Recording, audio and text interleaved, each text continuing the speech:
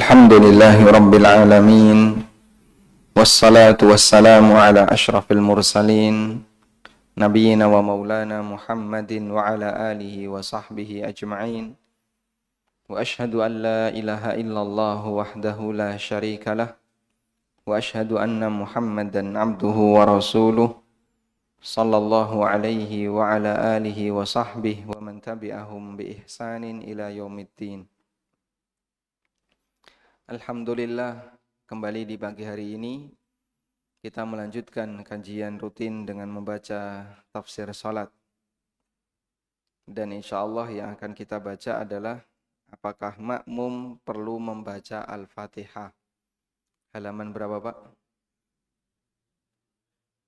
115. Masya Allah.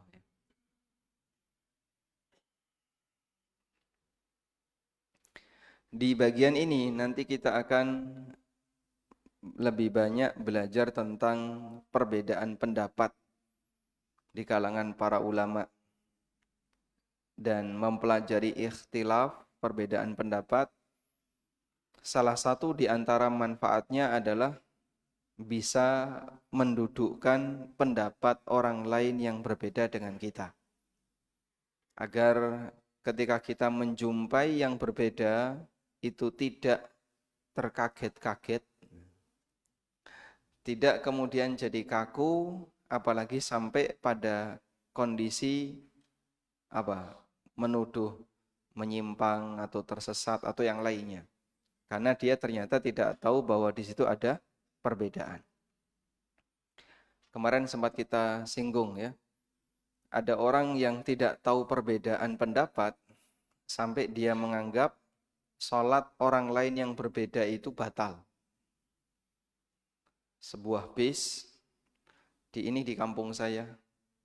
Kampung saya ada di pesisir pantai Lamongan. Ya. Ada bis ini Pak, biasanya ziarah itu, mampir, dan masjid kampung kami sangat besar. Mungkin lebih besar daripada masjid kampus. Masjidnya besar. Lalu sholat subuh berjamaah.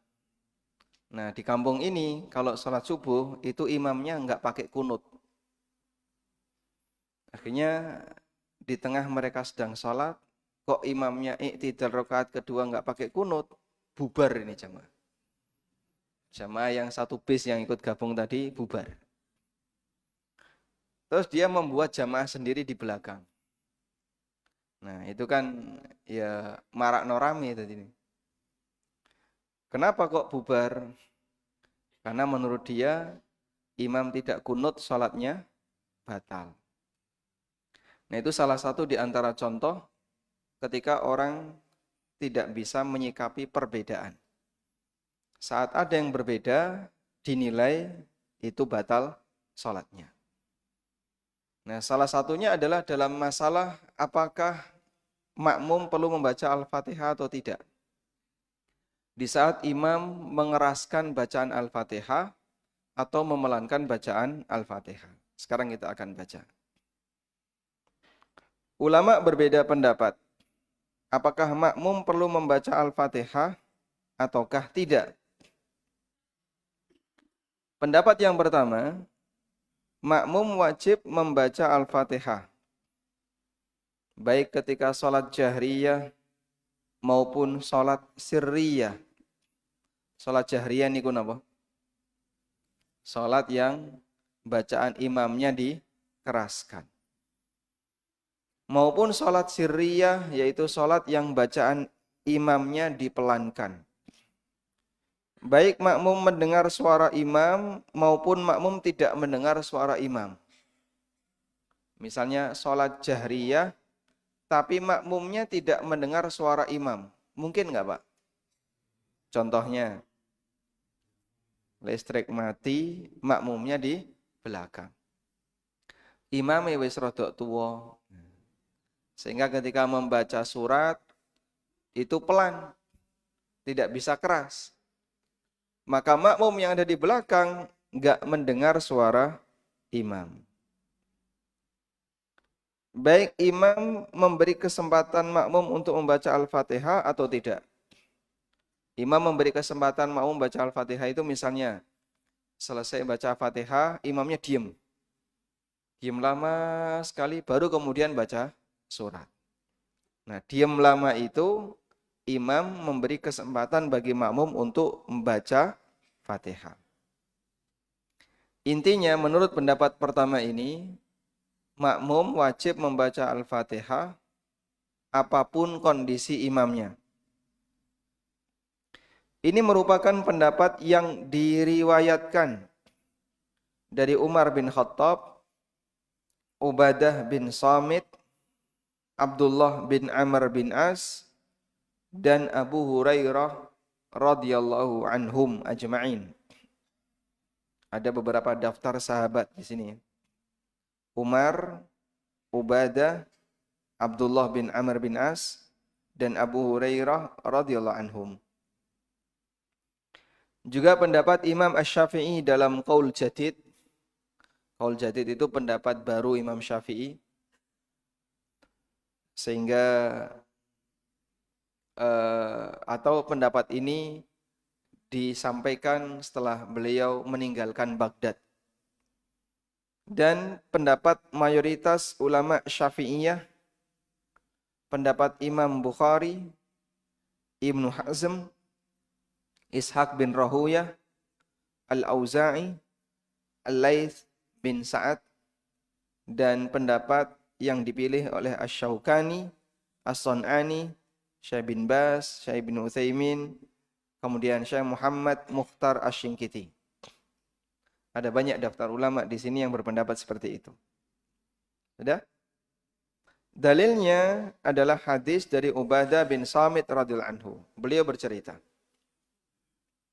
kami pernah salat di belakang Rasulullah sallallahu alaihi wasallam ketika salat subuh.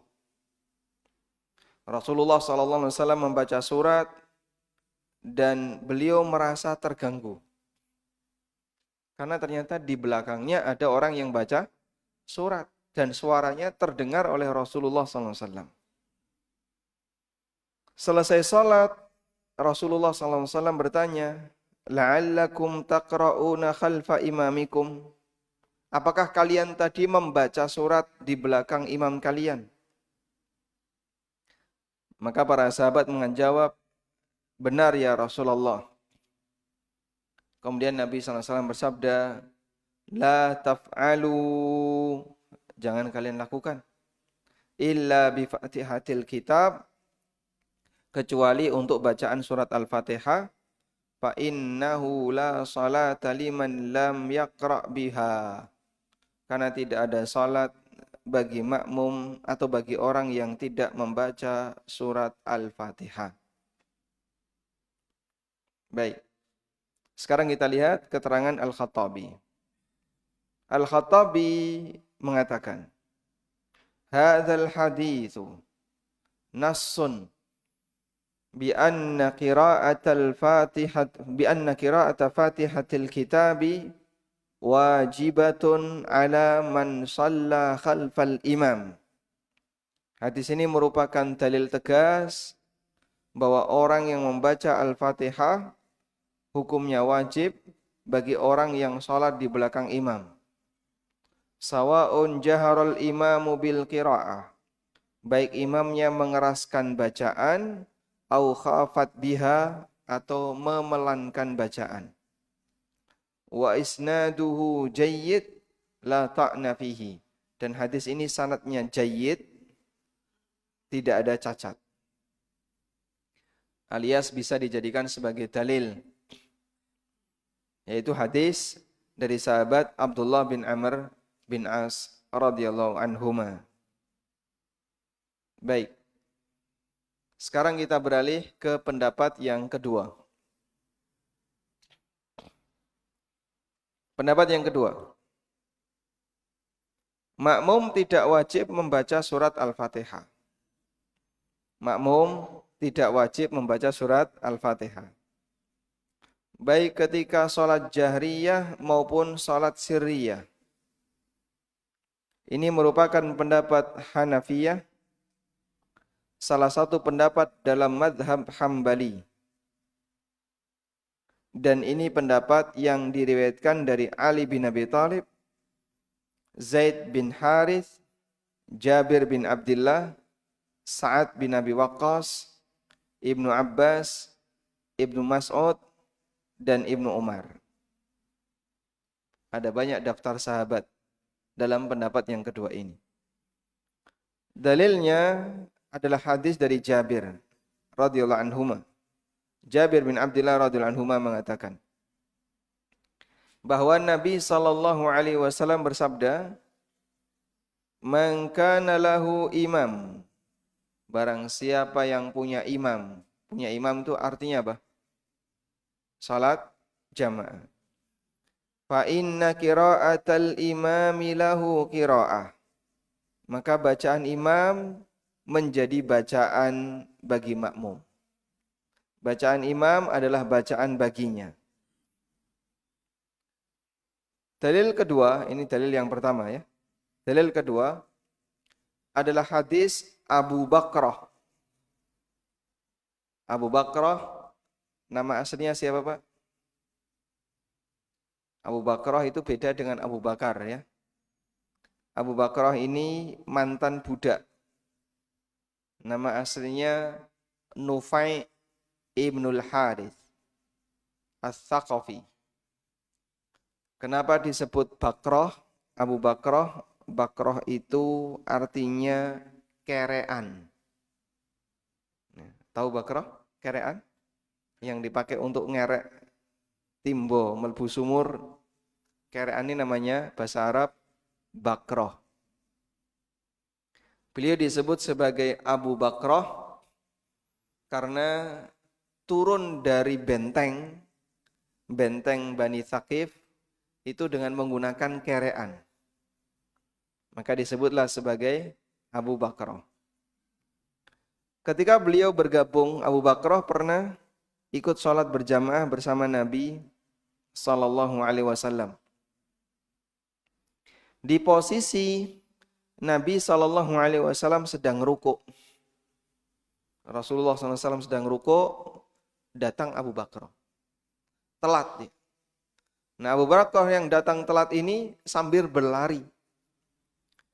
Ketika masuk masjid, beliau melihat Rasulullah SAW sedang rukuk. Maka Abu Bakrah langsung takbiratul ihram, terus rukuk. Lalu beliau berjalan sambil rukuk. Hingga tiba di shaf yang terakhir. Dalam posisi rukuk. Kemudian Nabi SAW i'tidal. Sami Allahu liman hamidah. Abu Bakrah ikut i'tidal dan seterusnya sampai selesai sholat. Sampai selesai sholat. Selesai sholat, Rasulullah SAW tidak menyuruh Abu Bakrah untuk menambah 1 rakaat. Padahal Abu Bakrah sama sekali tidak membaca Al-Fatihah. Karena ketika itu beliau hanya takbiratul ihram, terus ruku. Maka beliau jadi makmum yang masih menjumpai rukuknya imam. Nah, ini yang jadi dalil ya. Hadis ini jadi dalil bahwa Abu Bakrah ini makmum masbuk yang dapat rukuk imam. Karena dia dapat rukuk imam, maka dia dianggap dapat 1 rakaat. Tapi itu ada syaratnya. Dan insya Allah akan dibahas nanti di penjelasan tentang rukuk. Intinya syaratnya adalah makmum ini ketika rukuk masih menjumpai rukuknya imam. Masih menjumpai tumakninah rukuknya imam. Tapi kalau makmum ini ketika rukuk imamnya i'tidal, enggak dapat. Misalnya ya, imam sedang rukuk. Terus makmum bergabung, Allahu Akbar, terus dia rukuk. Sami Allahu liman hamidah. Nah, dia turun rukuk, makmumnya berdiri sami Allahu liman hamidah. Berarti dapat enggak? Dapat rukuk imam enggak? Enggak dapat. Maka makmum ini kurang beruntung. Sehingga nanti harus nambahi satu rakaat. Dipahami ya? Baik. Tapi kalau dia imamnya ruku, makmumnya Allahu Akbar ruku, nah dapat tumakninah rukuknya imam. Sami Allahu liman hamidah. Sami Allahu liman hamidah, maka ini dianggap dapat satu rakaat. Ini pendapat yang kedua. Pendapat yang ketiga. Makmum wajib membaca Al-Fatihah pada sholat sirriyah. Makmum wajib membaca Al-Fatihah pada sholat sirriyah. Demikian pula makmum yang tidak mendengar bacaan imam karena terlalu jauh atau karena tanpa pengeras suara. Sementara untuk sholat jahriyah, makmum tidak perlu membaca Fatihah, namun cukup mendengarkan bacaan imam.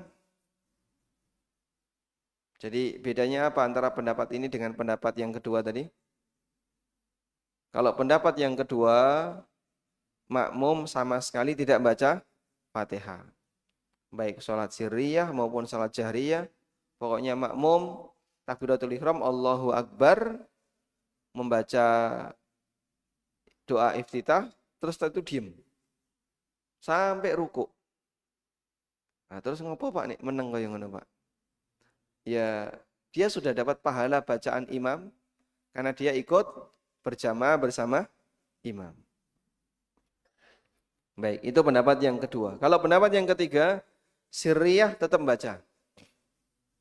Atau ketika dia tidak mendengar bacaan imam, dia juga membaca. Ini merupakan pendapat mayoritas ulama Malikiyah.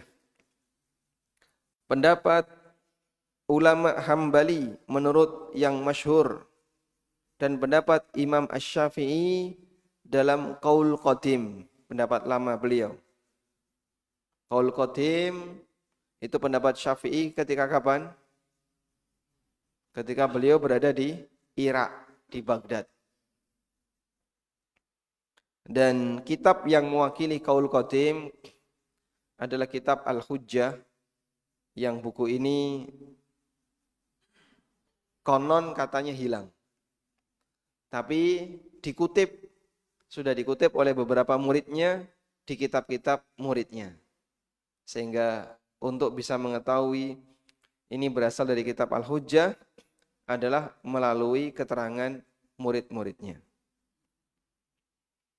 Juga pendapat Sa'id Ibnul Musayyib, pendapat Ibnu Syihab Az-Zuhri, pendapat Abdullah bin Mubarak, pendapat Ats-Tsauri, Syekhul Islam Ibnu Taimiyah. Pendapat ini yang dinilai lebih kuat oleh Abdurrahman As-Sa'di, Syekh Ibnu Jibrin, Syekh Abdullah Al-Basam, dan Syekh Shalih Al-Fauzan. Baik. Dalilnya adalah firman Allah Ta'ala, wa idza quri'al Qur'anu fastami'u lahu wa ansitu la'allakum turhamun. Apabila dibacakan Al-Qur'an, fastami'u lah, maka perhatikan dengan baik. Wa ansitu, dan diamlah kalian. La'allakum turhamun, agar kalian mendapatkan rahmat. Masyaallah. Salah satu di antara sumber rahmat yang bisa kita dapatkan adalah kalau ada Quran dibacakan, diem, dengerin, perhatikan. Allah akan turunkan rahmat. Makanya kalau ada suara Al-Quran, jangan dolanan dewe, ngobrol, ya. Apalagi karo ngerokok. Ya. Kadang orang kalau sudah takziah, ya, mendengarkan suara Al-Quran. Ada suara Quran, sayup-sayup dari jauh. Kok banter banget, ono kiroah. Sing mati sopo. Ini ono suara Quran, sing ditakoni no, sing mati sopo. Lalu orang datang ke sana bertakziah. Ya mau lungguh-lungguh, karo ngobrol, tapi ada suara Al-Quran. Ini penghormatannya kurang terhadap Al-Quran. Maka pilihannya sebaiknya suara ini yang dimatikan atau orang yang ngobrol itu jangan dimatikan ya, disuruh diam. Sehingga ketika Quran, ada suara Quran, lalu ada orang yang ngobrol, pilihannya ini sebaiknya dimatikan saja. Daripada tidak didengarin oleh orang lain. Tidak didengarin oleh orang yang berada di sekitarnya. Baik. Imam Ahmad menjelaskan tafsir ayat ini. Beliau mengatakan, Ajma'an nas ala anna hadhil ayah fis salah. Kaum muslimin sepakat bahwa ayat ini turun berkaitan dengan masalah salat. Apabila dibacakan Al-Quran ketika salat, maka dengarkanlah, perhatikanlah dan diamlah agar kalian dirahmati. Dan kemudian makna meluasnya adalah berlaku untuk semua bacaan Al-Quran yang didengar oleh seorang muslim baik di dalam salat maupun di luar salat. Sehingga ketika imam mengeraskan bacaannya, maka makmum cukup diam memperhatikan imam sampai selesai membaca. Dan jika tidak mendengar suara imam karena salatnya dipelankan, maka makmum harus membaca Al-Fatihah sebisanya. Ini berdasarkan hadis Nabi SAW, La salata liman lam yaqra' bifatihatil kitab. Tidak ada salat bagi orang yang tidak membaca Al-Fatihah. Dan pendapat inilah yang lebih dekat kepada kebenaran, yaitu pendapat yang ketiga. Di antara alasan yang cukup kuat adalah bagian ini. Adanya keselarasan hukum syariat. Dalam arti, jika imam diperintahkan untuk mengeraskan bacaan ketika sholat, berarti harus ada yang mendengarkan. Kalau imam diperintahkan untuk mengeraskan bacaan surat Al-Fatihah, atau bacaan Al-Quran ketika salat, berarti kan kudune ana sing ngrungokno, harus ada yang mendengarkan. Lalu siapakah yang harus mendengarkan bacaan imam? Tentu saja adalah makmum. Nah, jika makmum juga diperintahkan untuk membaca surat Al-Fatihah, maka imam mengeraskan bacaan, makmum yo maca dhewe-dhewe. Lalu siapa yang mendengarkan? Jadinya kan nggak ada yang mendengarkan. Berarti kalau kita memiliki prinsip keselarasan syariah, makmum juga harus mendengarkan bacaan imam. Oleh karena itu dalam sholat jahriyah saja, makmum tidak perlu untuk membaca surat Al-Fatihah jika dia mendengar bacaan imam. Walhamdulillah. Baik. Jenengan nggih prakteknya tadi Pak? Nggih. Atau punya pendapat yang berbeda? Pendapat yang keempat. Pendapat Jamaah Al-Furqan. Kita hanya boleh mengambil salah satu dari tiga pendapat ini. Kalau enggak pendapat pertama, kedua atau ketiga. Dan tadi kita sudah sampaikan, kalau menimbang mana yang lebih mendekati, insya Allah pendapat yang ketiga lebih mendekati. Wallahu a'lam. Walhamdulillahirabbil alamin. Sudah selesai bab tentang apakah makmum membaca Al-Fatihah ataukah tidak.